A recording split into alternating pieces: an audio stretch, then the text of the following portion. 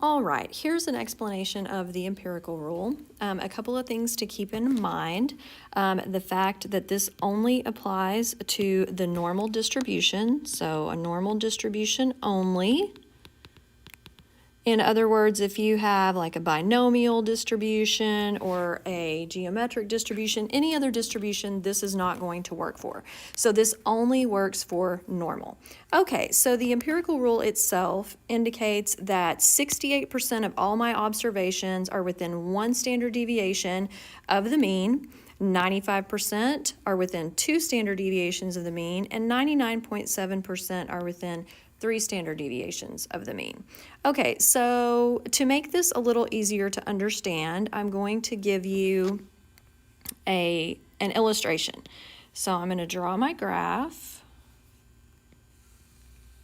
just like that, and the mean, of course, is right in the center, and then I'm going to make marks indicating 1, 2, and 3 standard deviations on either side of the mean. So on the right, we've got the mean plus 1 standard deviation, the mean plus 2 standard deviations, and the mean plus 3 standard deviations. On the left, we have the mean minus 1 standard deviation, minus 2 standard deviations, and minus 3 standard deviations. And then, of course, we've got our percentages. So the rule looks like this. Within 1 standard deviation, we see 68% of our observations.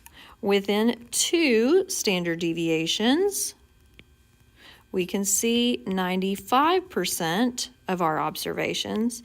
And within 3 standard deviations, of course, we see 99.7% of our observations.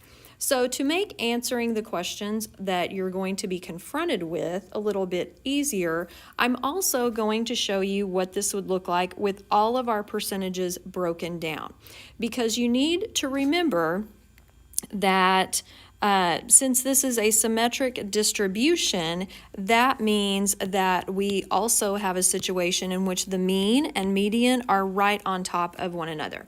And that means that 50% of my data lie to the right and 50% lie to the left. So we're always operating under this idea of symmetry being in place. So to show you what I'm talking about a little more clearly, we can break down all of these portions into smaller pieces so that we can get a better idea of everything that we're going to have to find. So let me show you what I'm talking about. So I'm going to draw another graph here. And oh my gosh, that one was horrible, just like the other one I drew. So let's try that again.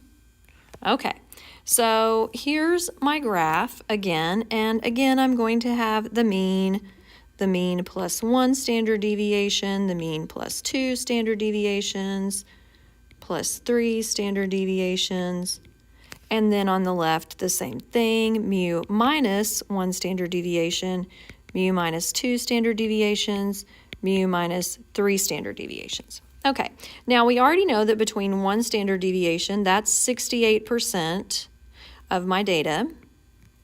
And then between 2, that's 95%. And then 3, that's 99.7%. So I'm just drawing this in a little bit different way so that you can get another idea of the breakdown of the percentages. So let's look at this. If 50% of my data lies on one side and 50% on the other, then I can think of each of these sections as 34%, because that's just the 68% between the 1 standard deviation divided in 2.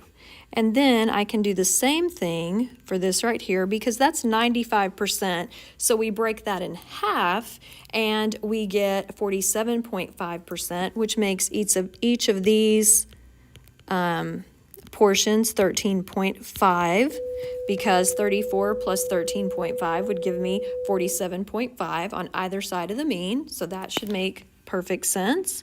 And then these little spaces would be 2.35%,